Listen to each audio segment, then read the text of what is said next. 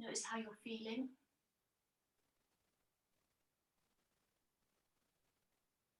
Which is very important in the yoga practice. It's not just the practice of bending and stretching and getting strong. It's mental strength as well, and part of that is sort of self-reflection, and that's very clearly described in the Yoga Sutras.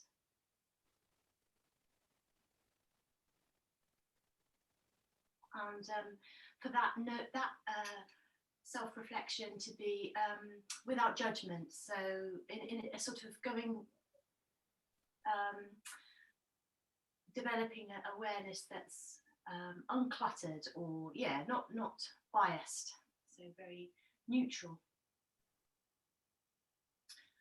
which is quite difficult.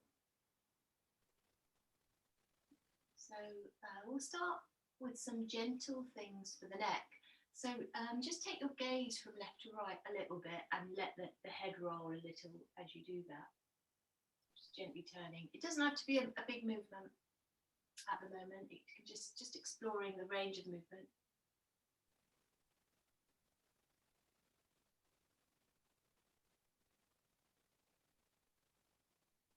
And then we're going to let our right ear drop over to the right shoulder.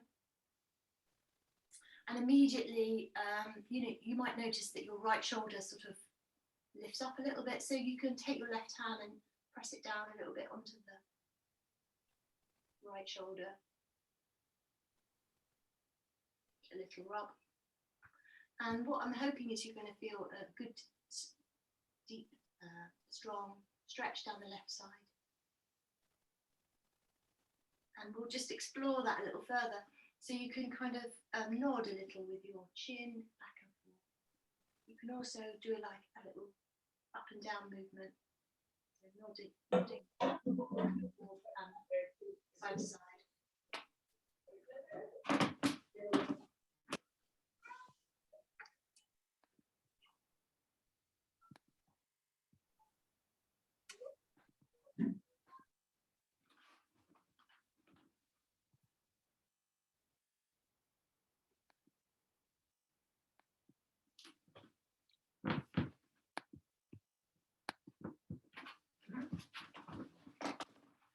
Then we're going to take the right hand and just rest it on the side of the head. So we're not yanking the head down.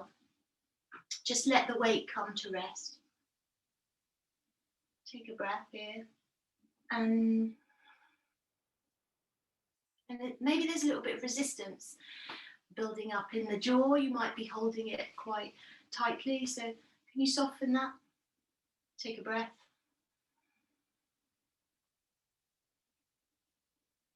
So we're going to take our left hand now and take the hand behind the head. So, and immediately you might sense that the left shoulder is lifting. So can you avoid, I know obviously there's a little bit of lift necessary, but can you avoid lots of tension creeping in there? And we're just going to see if we can play around with that elbow. It could lift up a little towards the ceiling.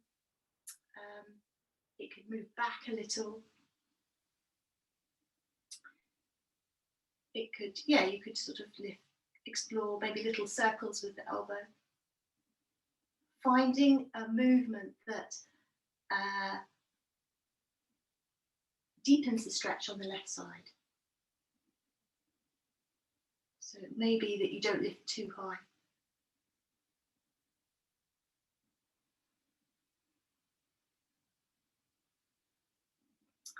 And then we'll take that arm and we'll just wrap it around the waist a little bit.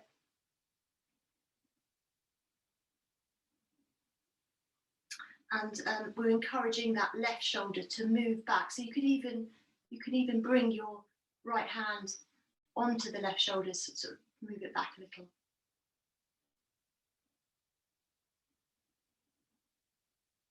And then we're releasing the hands, both hands down. In fact, let's to bring the head up, you could actually use your right hand to adjust the head back up center, because it's quite strong holding that. side bend position for a bit of time. So let the head just come back to neutral, and you can roll it a little bit from left to right, up and down, left to right. And then we're going the other way. So taking the left ear over to the left shoulder. Maybe give that left shoulder a little rub, so that it's not lifting up to meet the ear. We want it to be dropping down.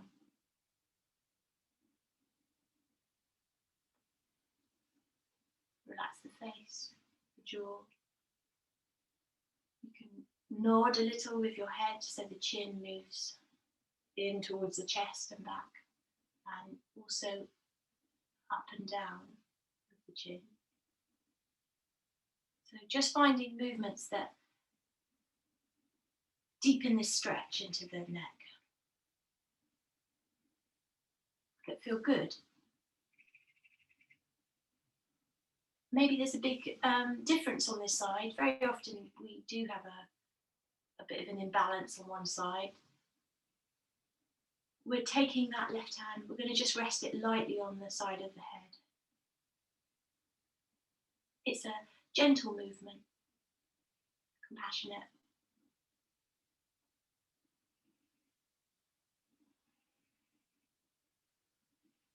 And then we can have a go at lifting this other arm. If it's a little bit stiff, then it's not going to come up very high. Put the hand behind the head, so the head's supported, and let's just find a movement with this elbow.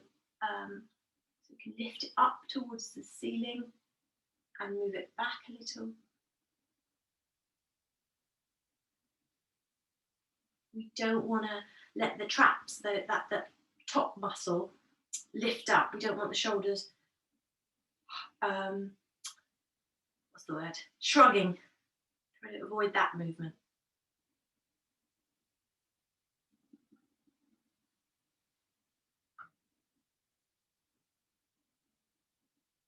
Take another breath. And then we're going to release that arm down. We're taking it behind the waist, just because that movement will let the shoulder move back a little bit. Press it a little.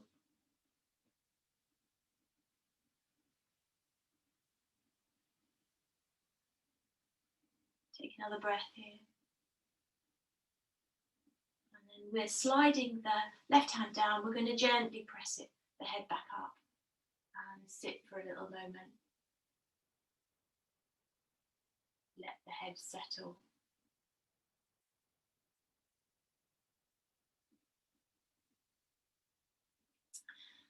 So continuing this sort of awareness of the shoulder area, but we're going to do, so we're going to look at the shoulders, but we're going to do that from a slightly different position. So come to lying on your bellies, so the head is completely resting on the floor. Now I'm going to, actually you'll probably need to look at me. Let me just move my screen a bit closer so you can see the shape I'm making. So it's like a cobra, in the sense that we have our hands placed by our lower ribs with our elbows above our wrists. So that's the shape, but we keep the head down so that we can really work on moving the shoulders away from the ears. So the elbows squeeze in as though they're going to press together. Obviously, they're not going to press together. And then you're going to move the tops of the shoulders down the body, away from the ears. And also lift the front of the shoulders away from the floor. So quite a lot going on. So do that combination of movements. So you're pressing into the hand, the front of the shoulders moving away, lifting back from the floor, elbows pressing in towards each other, and then the tops of the shoulders moving back towards the heels or the bum. And it's quite strong. You could also squeeze your shoulder blades more in so that there's a sort of exaggerated feeling of in the rhomboids, I think those muscles are between the shoulder blades. And then relax everything completely. So you can even bring your hands under your head.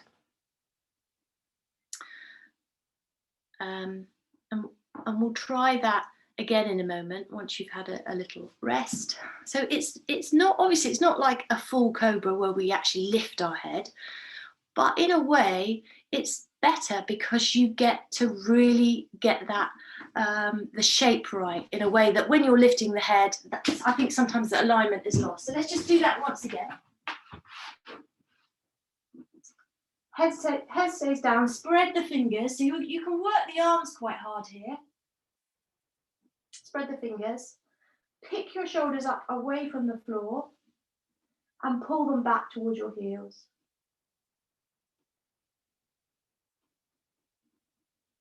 And you can press down quite firmly so the shoulders, the arms are working hard. Elbows in. And then, only then, maybe lift your head. It doesn't have to come up much. But don't lose that nice alignment. So if you're lifting the head means your shoulders move back up towards your ears, then don't go so far. So we'll bring the head down. We're going to bring our hands behind us. We're going to interlace them. And you're going to really, really grip quite firmly. Press your knuckles back towards your feet. Head stays down for now. And then once you've got that feeling of the shoulders really beautifully aligned, so away from the floor, away from the ears, squeeze the rhomboids, those muscles between the shoulder blades, then you can lift your head maybe. Don't lose that shape for the shoulders.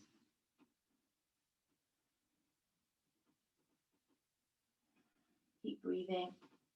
And if it's appropriate to come up higher, you can, but just, be mindful that the height, you don't lose the shape in pursuit of the height. Keep the integrity of the pose. And then just flop all the way down. Let everything completely relax.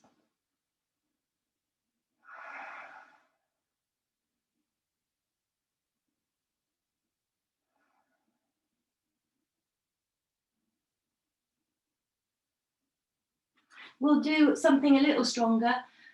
So the feet are pressed together, and you can also press the toes down into the floor. You're engaging your thighs, so squeeze the thighs in. You're going to press your pubic bone down towards the floor. You're squeezing your buttocks in. Now the hands are palms up by your hips. The palms face up. And then feel a little ripple movement up the spine. Move your shoulders away from the floor, away from your ears, and then you can maybe lift the head and the hands. So it's locust pose or Shalabhasana, and then maybe the feet come up as well if you're feeling strong.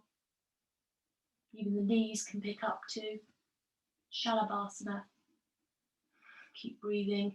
Keep moving the shoulders down away from your ears. You could squeeze the rhomboids, those muscles between the shoulder blades. Keep breathing. And then come down, completely flop.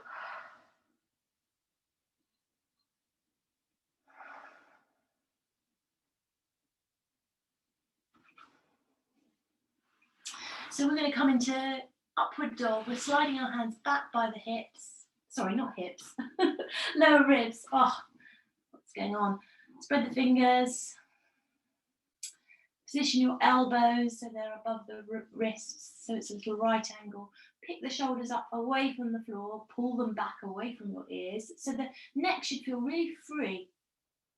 And then press down, coming into upward dog. pull the belly up away from the floor, really, so that the belly feels taut like a drum. And then we're going to come from here to downward dog. So you can tuck your toes under, take your bum back towards your heels, really press down through the hands, up into downward dog. So let's just walk the feet perhaps a little closer than you would normally for this. And bend the right knee and bring the ribs down onto the thigh. So for that, for me anyway, I need to have that foot in quite far. So really press the ribs down onto the thigh, push the floor away and lift your tailbone away towards the ceiling. And then swap. So we've got the other thigh bent, knee bent, and the other set of ribs pressing down towards the thigh. It's just a different way to slightly wonkier downward dog. So you can play around with those movements.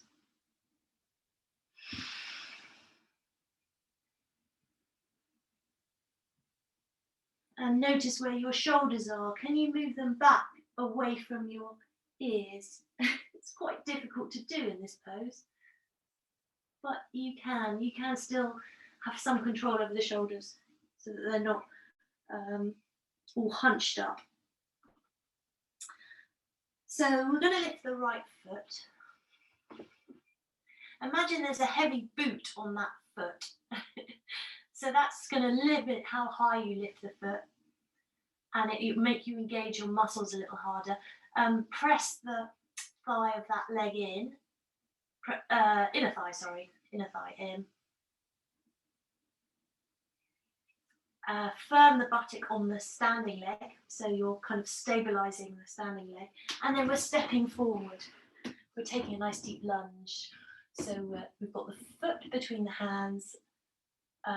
So if you're tired, then maybe keep the knee down, back knee. If you're feeling like you've got bags of energy, then you can lift the knee and maybe slide the foot away. And you can also, there's options to lighten the weight into the fingers, so then the leg's working a bit harder.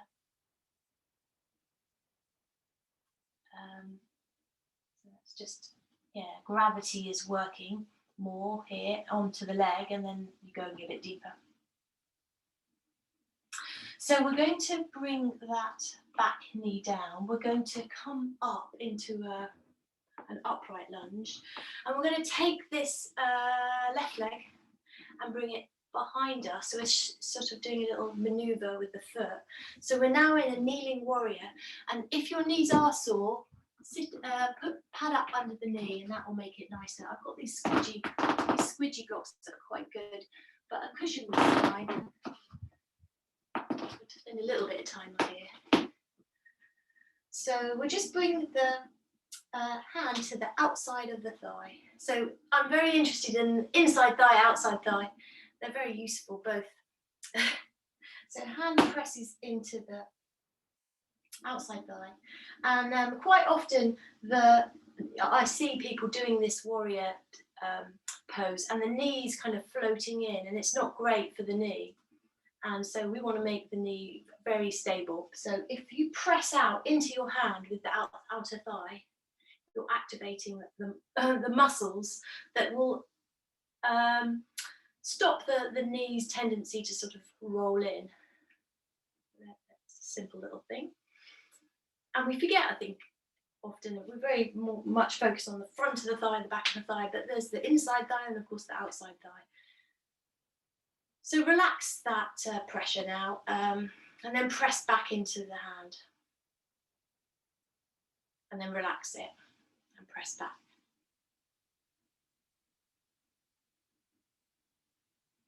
And then we're going to just rest the hand on the leg now. So we're not going to be pressing into the outer thigh. We'll just lift the heel and lower the heel and lift the toes. Spread all of the toes. And then we'll just bring the hand bring the toes down, bring the hand to the inside of the knee or the thigh.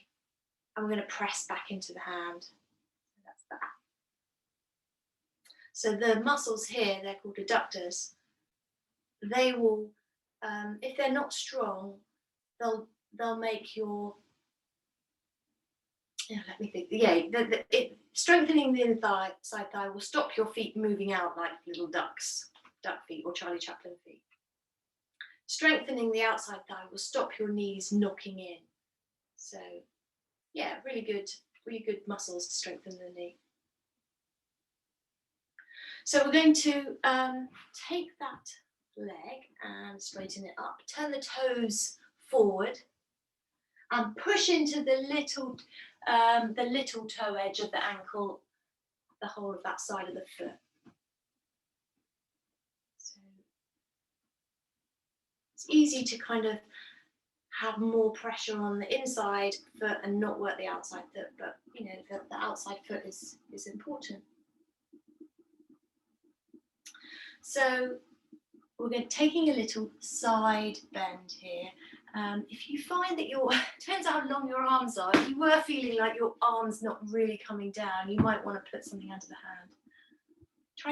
Try to keep your hip over your knee. And then we're going to bring the arm up, so you've got one long line from the back foot, from the straight leg all the way up into the arm. Keep reaching away with that hand, pressing down through the other hand, through the foot. Yeah, through the other hand and through the straight leg. So you're not slumping into that bottom shoulder.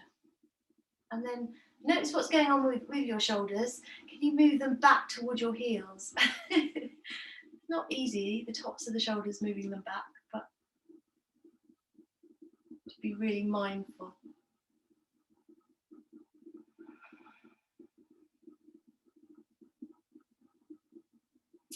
You can lift the heel of the right leg and then reach a little higher with the right hand. And then come down with that right heel, but don't lose that extra height. So can you just stretch further? Amazing side body stretch this.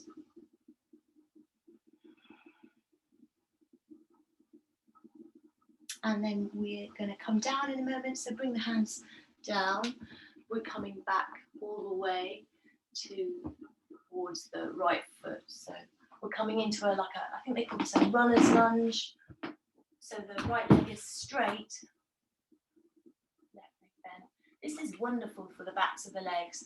But if your hamstrings are tight, you'd be better to just slightly bend the knee. And we're trying to let our weight drop down over that leg. So keep breathing.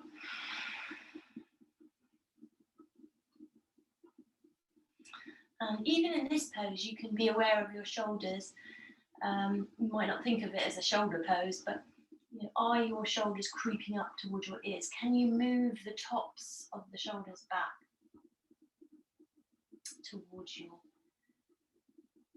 bum, down the back? Wiggle the foot, wiggle that right foot. Point the toes, flex the toes. And then from here, we're going to bend the right knee. The left hand comes down. We're coming into a twist, so lift the right hand.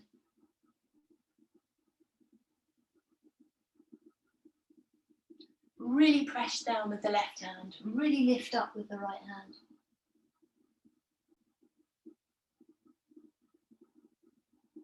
Bring both hands down. Tuck the toes of the back foot under. We're swinging back into a three-legged dog. So taking the right foot up and away. But maybe it's nice to keep that image of a heavy boot on that right leg. It's going to restrict the movement a little bit, but it will make you work your legs harder. So yeah, anything. Sometimes we want to kind of inhibit the movement and then we build a bit more strength. So we're just going to swing that right knee. We're bending the right knee, swinging it forward, bringing it behind the right wrist. So this is pigeon pose. So right knee behind the right wrist, and the right foot is sort of shuffled over to the left side and then coming down. So we're squashing that, sort of working really strongly into the right hip here. I know most of you know this pose, but and then come down.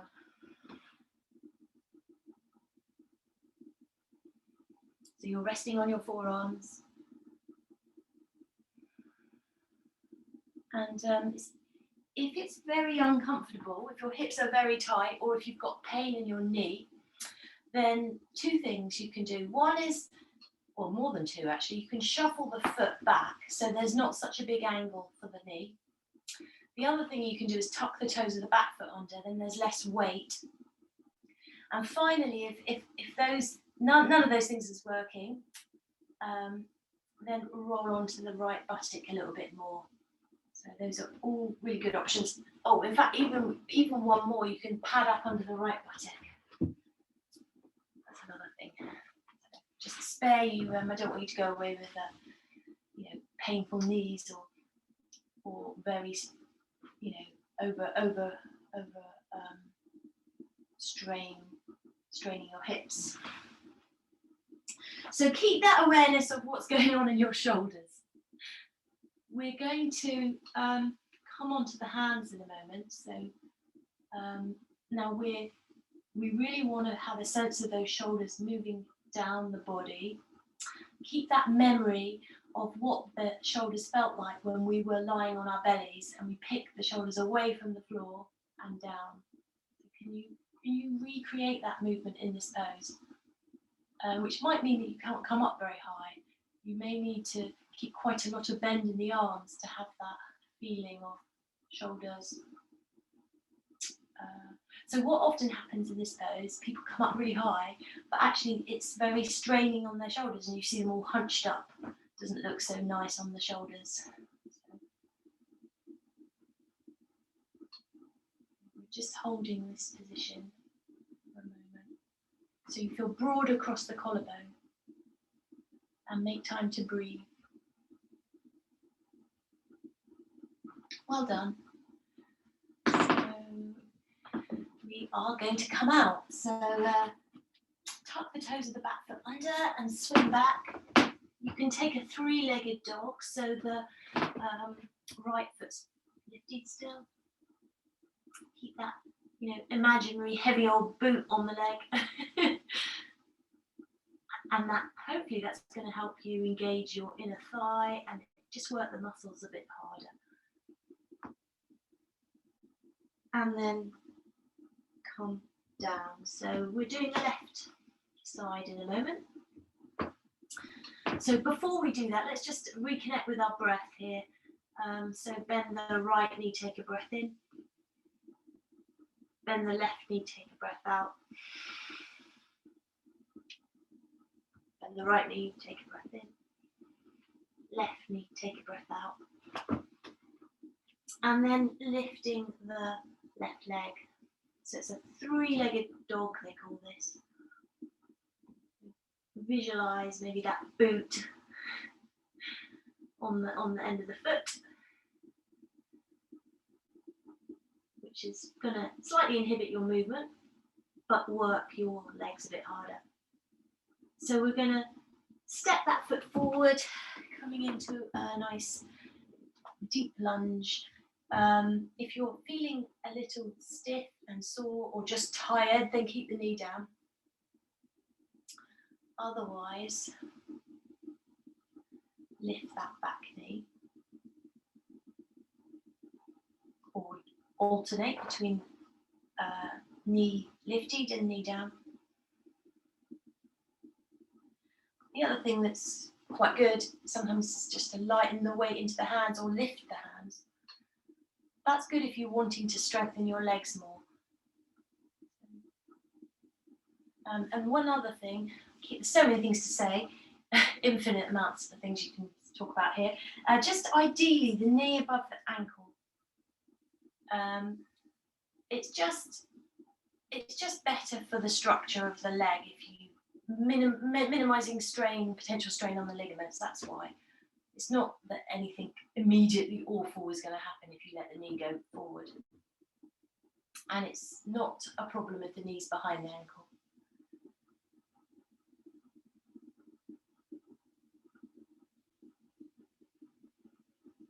So we're going to bring the back knee down. We're going to come up into a lunge. So you might want your padding under the back knee here. So we are moving that right foot so it comes behind us. We're coming up, so it's like, they call it a kneeling warrior. Feel your hip bones. I forgot to say this on the other side. Bring your hands onto your hip bones. Now, ideally, they're lined up. So you don't have the back. Yeah, they're even. So, because sometimes if your knee was coming too far forward on this left leg, your hip bone would be far forward. So we want that not to be so. And that's quite difficult to get that alignment. So that's partly why we want to strengthen the thigh. So we'll bring the hand to the outside thigh and we're going to press back into the hand. So activating the outer thigh. So this is all brilliant for knees. Well, it's brilliant for the whole leg, but you know, when they're giving you things to do if you've injured your knees, it's usually upper, just basic leg strengthening stuff. So it's this muscle. When you've got this muscle really strong, it will stop your knees. Oh, let me think. Knock knees, yeah, or prevent knock knee. Bring the hand to the inside thigh. And then you can kind of press the inside thigh into the hand.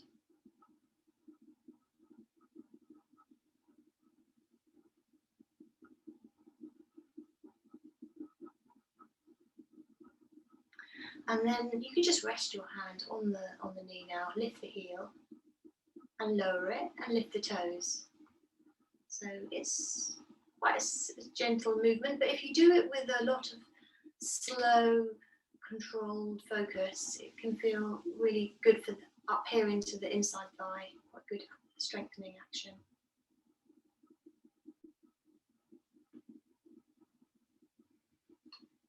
And then we're going to straighten the leg. And we're going to press very firmly into the little toe side of that leg. We're keeping the hip above the knee, because sometimes you kind of lose it and you find your hip moving out either to the right or to the left. And we're going to lift our arms, we're coming down. So I know that's quite a long way to go. So if you want to put something under your hand, you can. Depends how long your arms are. Coming all the way down. Little toe edge. And then we're lifting the arm. Find one line from the foot into the fingers. And even here, there's some tension that can creep in. You might not think of your shoulders here, you might be thinking more of your legs, but can we keep some awareness of the shoulders? So we're not dropping into this bottom hand, we're pushing the floor away with the bottom hand. And that should hopefully create a bit more dynamic feeling in the bottom shoulder. And lifting with the top arm. Breathing into the waist, breathe into these intercostals. Lift the back heel, reach a little further with the left hand. And then bring the heel down, but don't lose that extra height that you gained. Keep breathing. So they say yoga brings life and awareness into every cell. That's a quote from BKS Iyengar. And hopefully you can get a sense of that. From the little finger down to the little toe. And we're bringing that raised hand down. going to walk all the way round to the front foot, your left foot. So we're on the heel of that leg. So, I mean, so it depends how your legs are feeling. It's nice to straighten up, but it's equally, good sometimes to bend the leg. I don't expect you to hold it rigidly. And we're trying to let our body drop so that you're letting gravity, surrendering to gravity a little bit. Big breaths here. You can wiggle the front foot as well. You can point the toes. And flexing the foot is really good. You'll feel more stretching, more intense feelings in the leg, more release.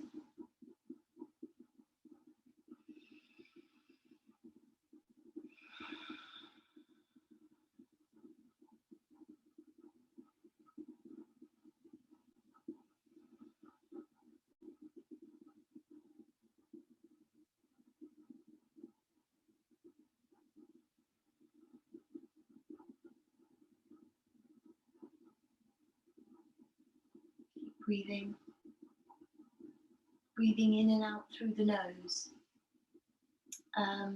Unless you're bunged up, if you're sort of got a cold or something, then obviously that might not work. But generally, it's more useful to breathe through the nose.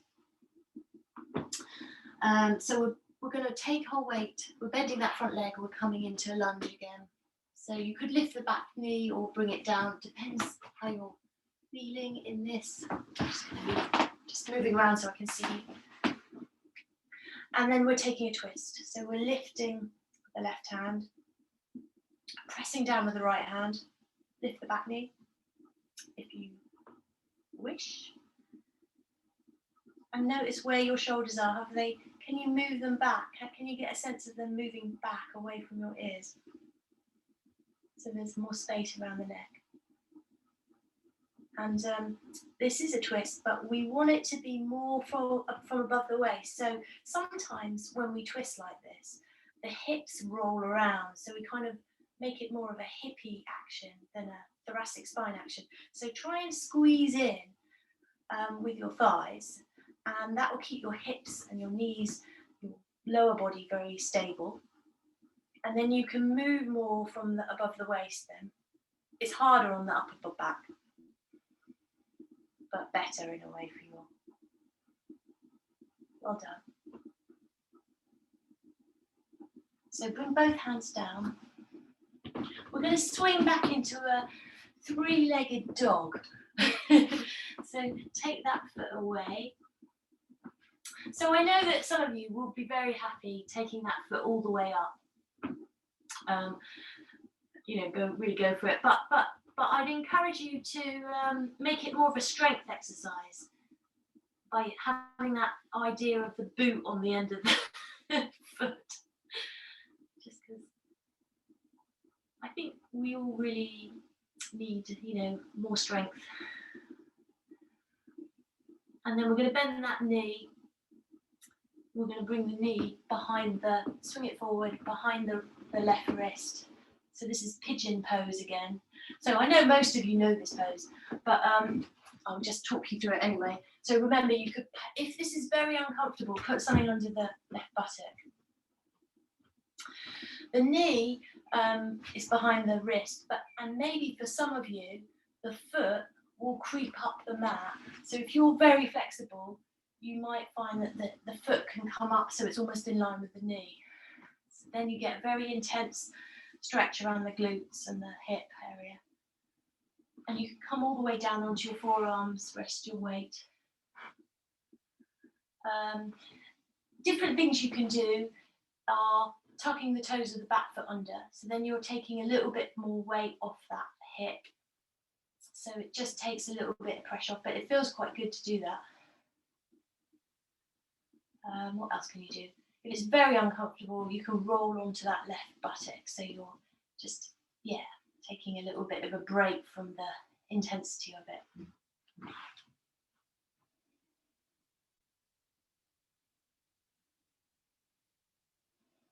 Keep breathing. Sounds such a basic instruction, but easily, overlooked, the breath when we're concentrating. In a moment, we're going to come up onto the hands. So there is a little bit of a back arch in this pose, as we did on the other side, but I want to really make sure that that's not going to create tension in the shoulders, because we're trying to focus on the shoulders a bit more today. So can you roll your shoulders back, down the back, and yeah, so they move away behind you and down. And if it helps, sometimes it does help to squeeze the shoulder blades in. That'll help with that action. You don't hold them like that, but you can squeeze them in and then release them. Tone on the belly as well. Good strong tone on the belly.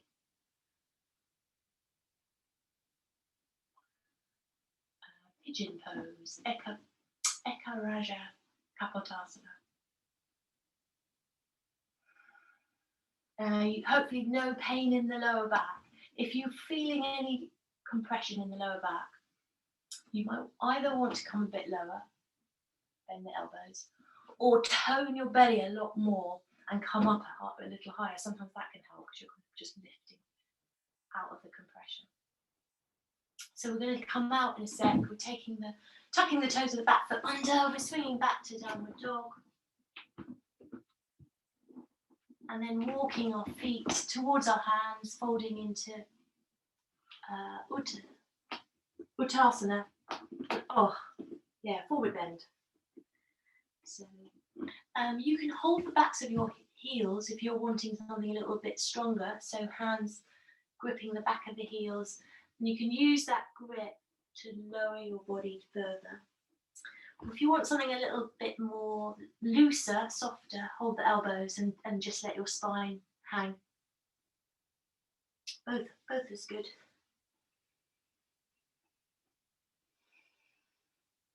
If you find that you're prone to a little dizziness in a forward bend, then you could come higher. So you could just have your hands on your legs and don't go so low with the head.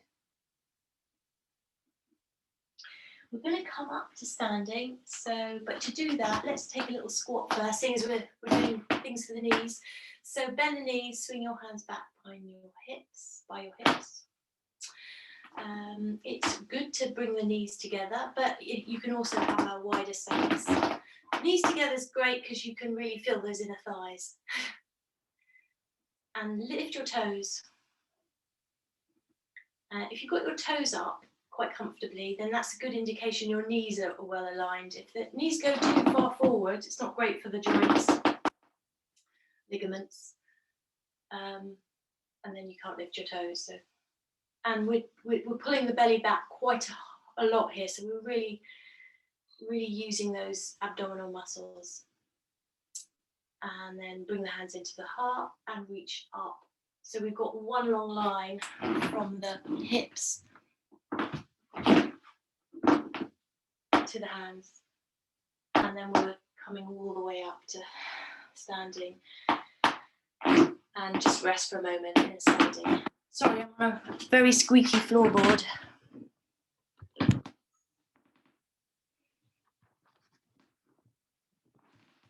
So we'll take a little balancing sequence. So we're going to lift. So make sure you've got space either side of you. We're lifting the left heel. We're making the right leg very, very solid by Justine.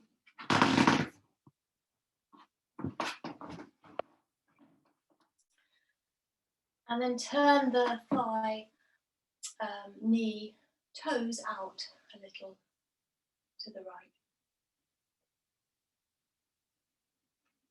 And we're going to let that knee, foot come up.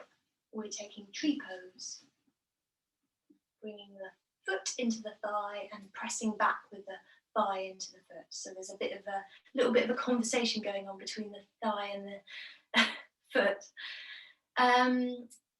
If you're feeling very wobbly, You could have the, or if your knee doesn't really enjoy that higher position, then the foot could be much lower on the leg. You could even have a toe resting on the floor. So it's tree pose. I'm going to experiment with a bit of instability. So take the hands out to the side, so almost like warrior arms. And then we're going to take our gaze all the way around to the left, following that left hand.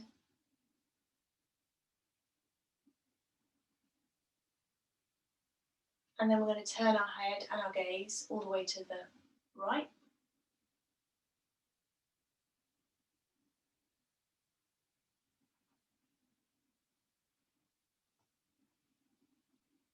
Bring your gaze back to center. This is tricky. I'm going to get you to see if you can close your eyes. You can bring your hands back to center. It's a bit easier. Close your eyes, even if it's just for a moment. And I'm wobbling like mad.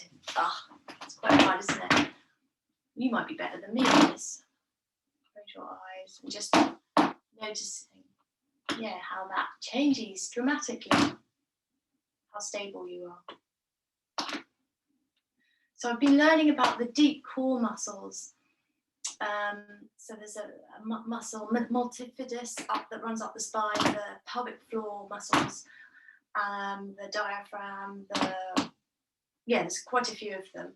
And apparently they're anticipatory muscles, which means that when you think, so balancing's brilliant for these muscles.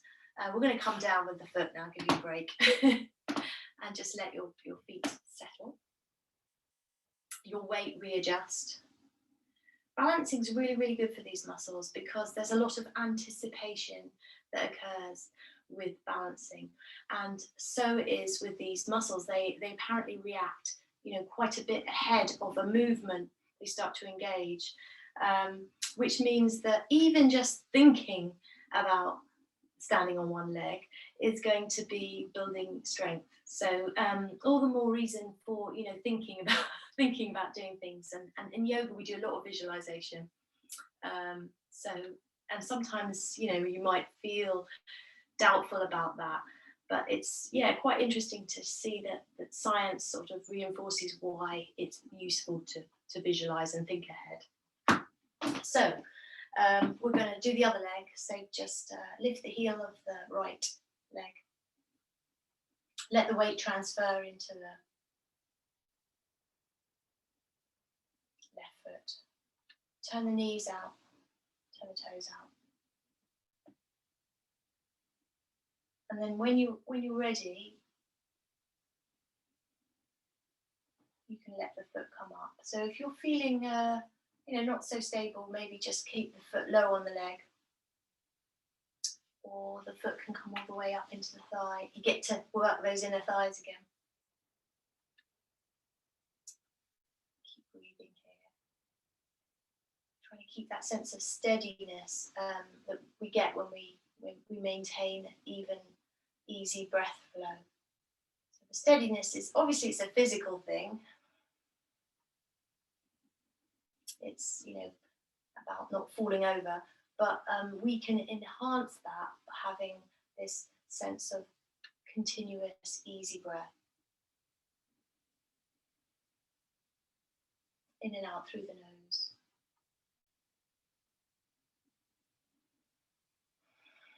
We're going to take our arms out to shoulder height.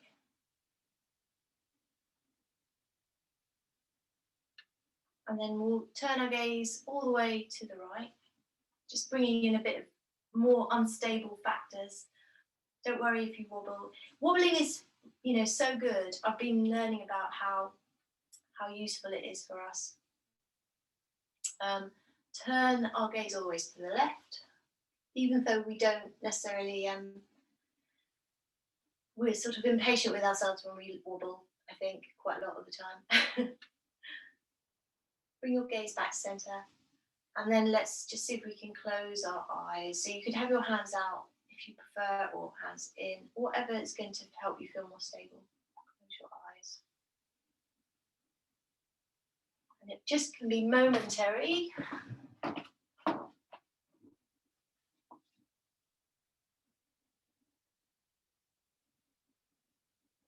hard, isn't it?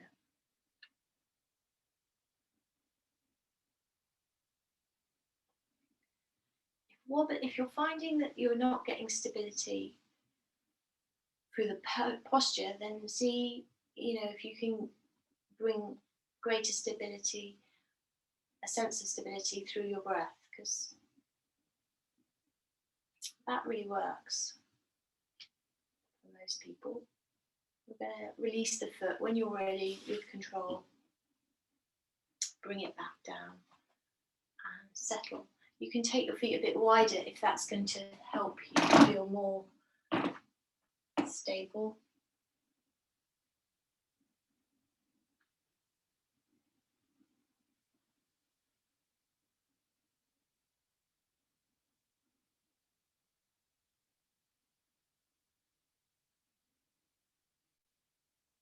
And now let's come to sitting on our bum. We'll just finish with a little forward bend.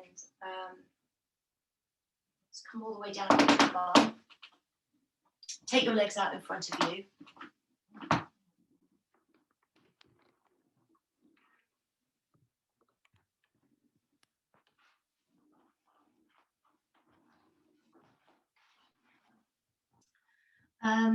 So have your hands by your hips.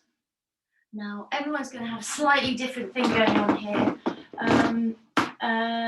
If you're finding that this is happening, that it's hard for you to sit up, then you're better off bending your knees. It makes such a difference to how much you can sit up, having a little bend in the knees.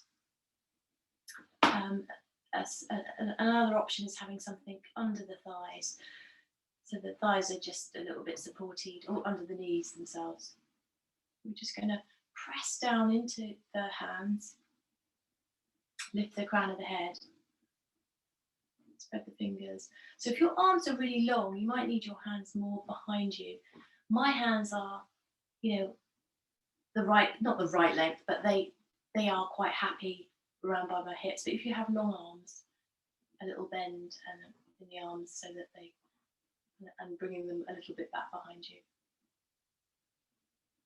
Really trying to sit straight and awareness to the shoulders. So remember how when we were on the floor, we were moving those front of the shoulder back, picking them up and moving them back away from the floor. Can you find that movement now? And then feel that downward movement of the shoulder blades and the shoulders.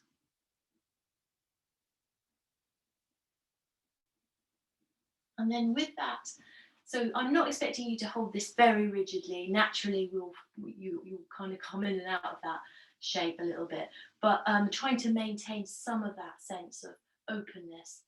We're going to come forward into a forward bend. So a bent knees is fine. Bent knees is good, especially if your back's a little sore or your hamstrings are very tight.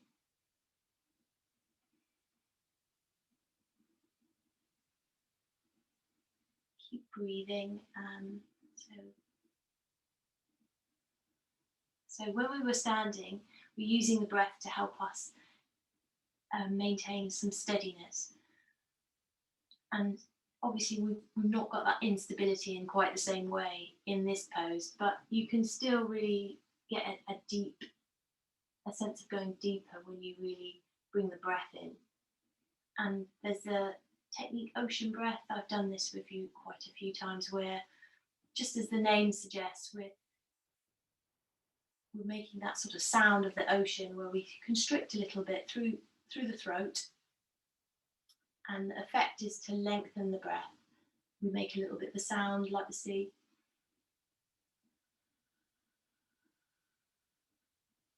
It should feel good, easy, comfortable,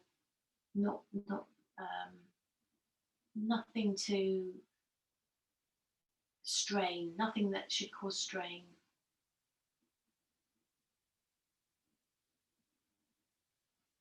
We're going to come up.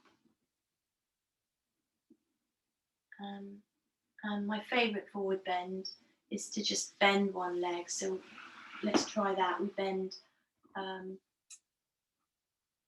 doesn't matter which leg. Bend one leg, bring the foot into the thigh, like we were doing in tree pose.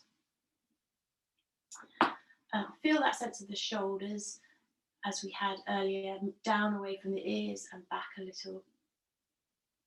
I don't expect you to hold that really rigid, but you can keep some sense of that and then folding forward.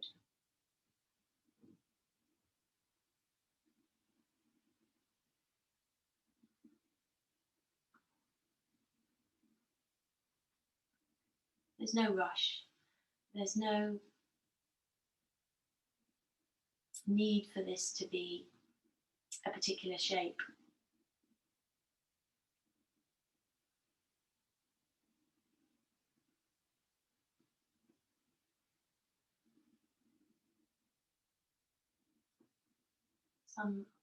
Sometimes people like to hold their feet or their ankles. You can do that. If you find that that's creating tension in the shoulders, then see if you can just adjust your shoulders so that it's not hoiking them up towards your ears.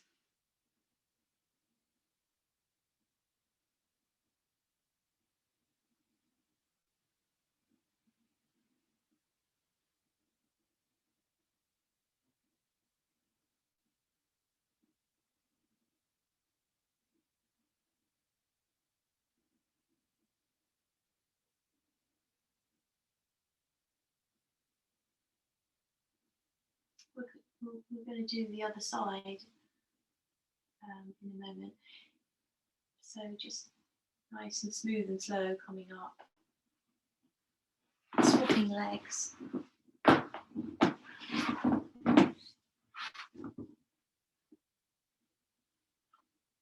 Just check in with your shoulders again, so they're not all hunched up. Pulling them back a little gently. And then kind of creeping forward when you're ready.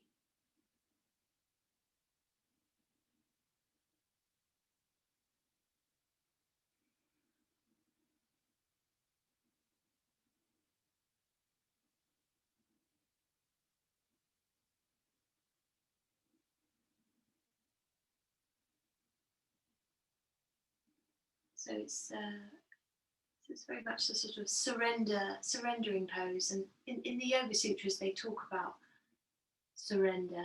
So there's 10 sort of rules that are outlined in the Yoga Sutras that you can bring, or they say that they can be applied to the practice. So they're also often described as rules of life, but you start by applying them to your practice. And one of them is surrender. And obviously certain poses call for that more than others. But this one definitely more of a surrendering pose. Relaxing into it.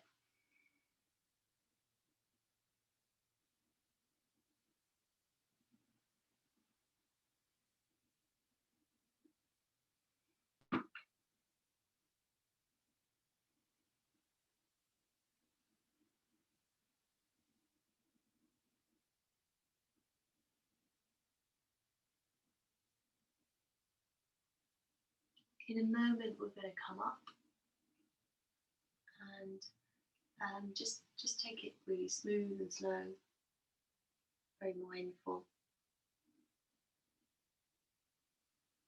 If you were wanting to do yoga homework, a lot of people say they want to, but they never know where to start. So I love this pose. This is a brilliant pose. You could give yourself the task of doing it every day. You see a lot of change. So we're coming into Shavasana. So again, that's very much a surrendering pose. If you have any pain in your lower back, you could bring your legs up onto something like a bolster or a chair. Otherwise, traditionally, you lie flat. So just, you might want a blanket if you're cold. You might want, if your head tips back, if you know your head has a habit of kind of rolling back uncomfortably, then perhaps something under the head. And the intention is to create the greatest ease for your body so that your mind can be very, very free. So ideally, some symmetry in the body. So if your head's kind of rolling, to one side, then straighten it up if you can. And our arms evenly spaced between the torso. And the feet turn out a little bit. So almost like flopping out a little bit, so more open.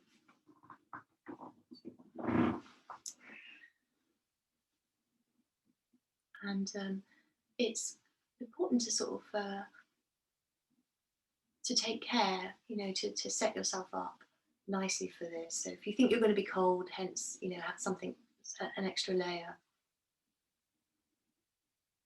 And just one last little bit of attention to the shoulders. So obviously we're in quite a different shape now, but can you have a sense of those shoulders moving down away from your ears and back? So they're dropping towards the floor, the front of the shoulders dropping back, away from the ceiling.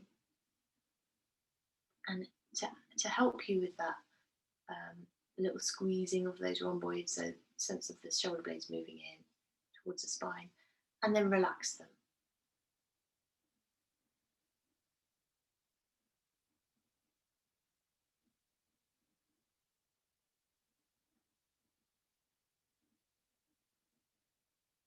And we're going to let the body be heavy, as heavy as it can be.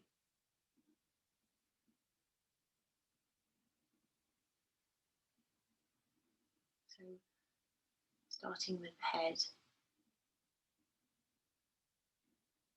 really allowing the weight of the head to go.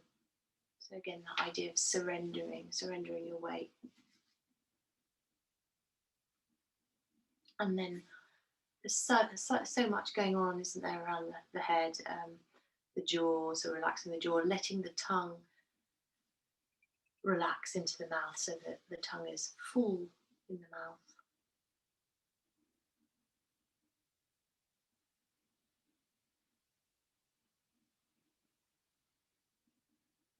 And the muscles at the back of the head, all the tissues around the occiput, especially the little cavity at the back of the skull, and all those muscles down the vertebrae.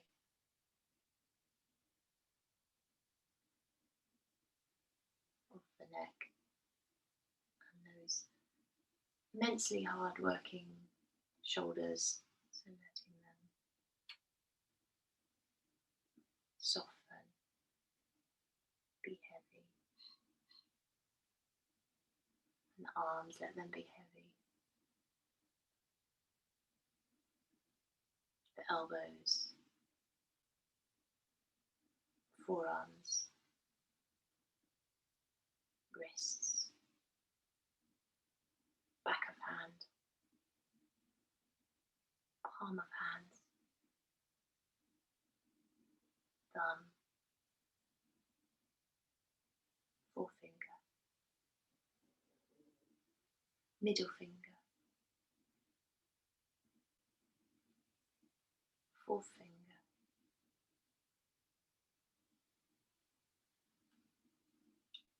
little finger,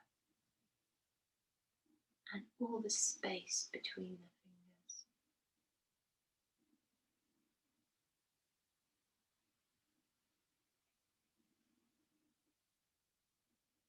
And relaxing the heart, the front of the heart,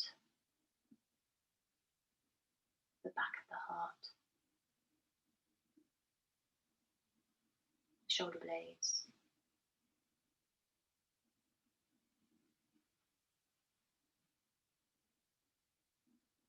abdominals, ribs, diaphragm.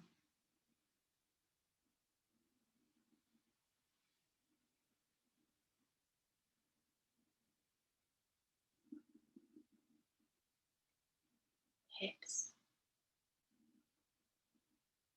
buttocks, pelvic floor.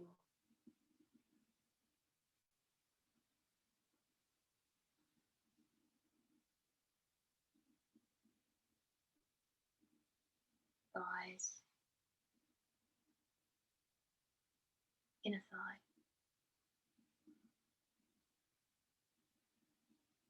outer thigh,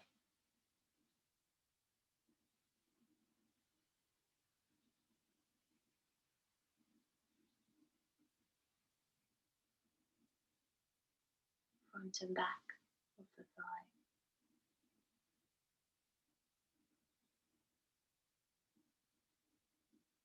knees, kneecaps, calves, shins,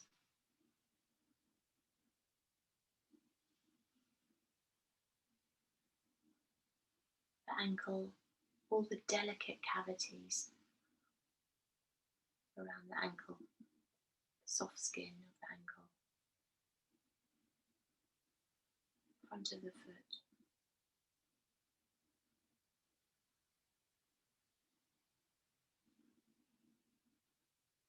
heel,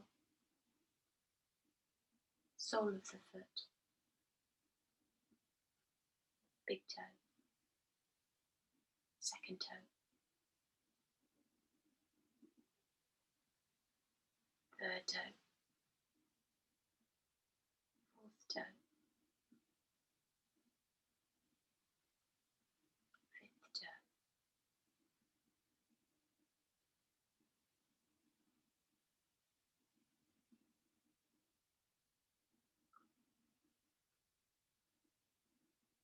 surrendering the weight of the body to the embrace of gravity.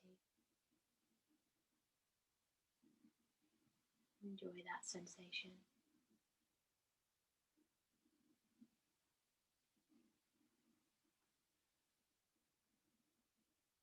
Nothing to do or prove here.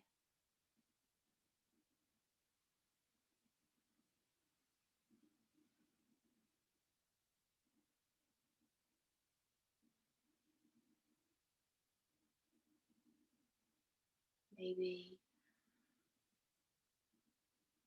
as you allow the full weight of the body to rest, maybe there's a sense of lightness that comes,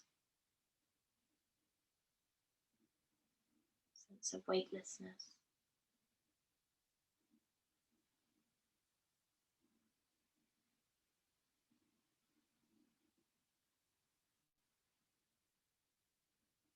Feeling of freedom, maybe, or greater possibility.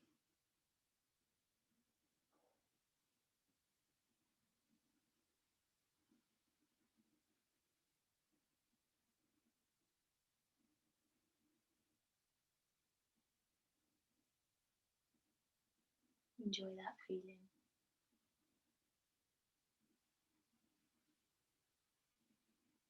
It's always there for you.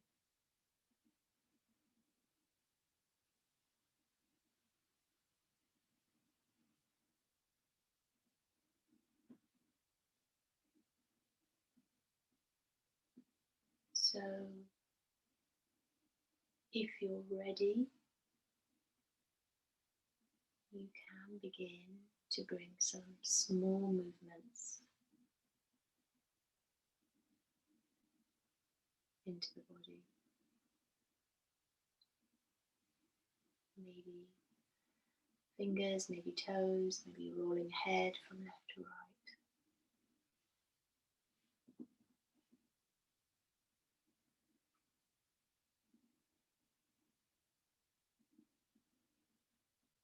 And from there, when you're ready, you can roll onto your side and curl up for a moment. bringing the knees in towards your chest. And it's another opportunity to reconnect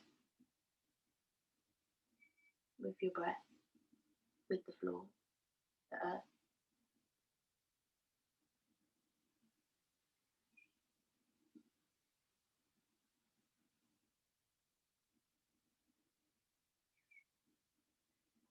And then very smoothly, you can bring yourself up to sitting and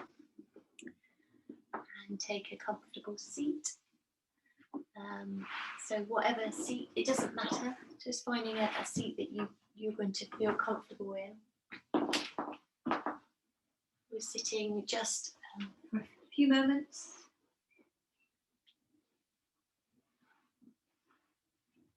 We're going to take Wisdom Mudra. So the thumb, very famous, everyone knows this, thumb and forefinger together. And yeah, obviously we looked at the whole body, but I think the shoulders, so many people have so much chronic discomfort in the shoulders. So can you keep a little bit of awareness in the shoulder for a moment? So we're moving the shoulders back a little gently, not forcing it, and down. So that the crown of the head, also the crown is lifted. So if you're looking down and your head's dropping, that's immediately going to create a load of tension here. So you want to be able to sit lightly.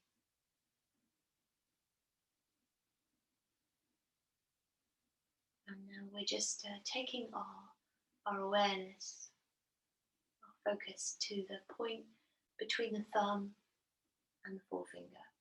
So just shining the light of your awareness into this point.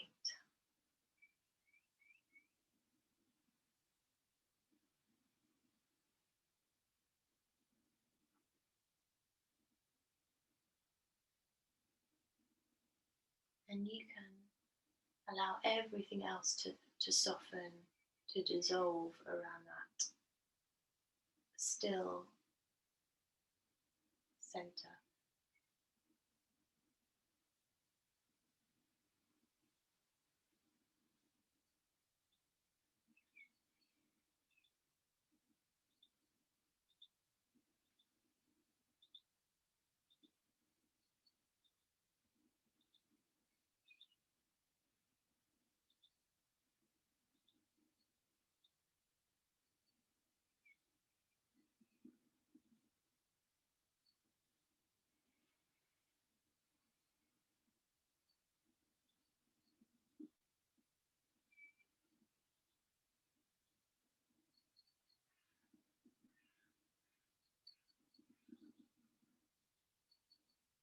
Going to just bring the hands up and rest the fingers, or in fact the thumbs, actually we can use the thumbs, rest the thumbs into this little cavity.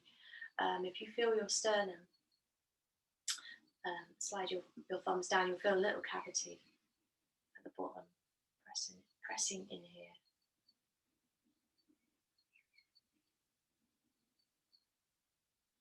It's called the sea of chi, or the sea of tranquility.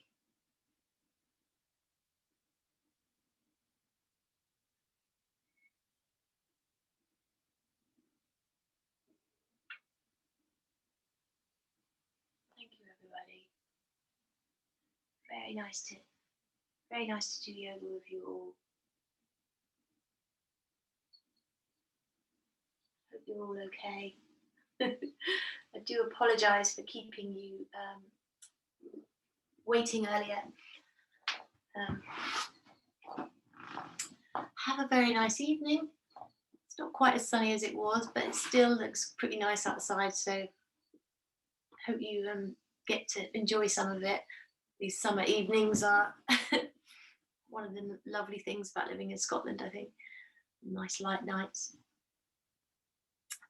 Yeah, well, is everyone okay? Yep, thank you, Heidi. That was lovely. Thanks a lot. See you all soon then. Thanks very much. Thank you. Nice to see you, Rupert. Bye, Pamela. Hope you're okay. See you soon.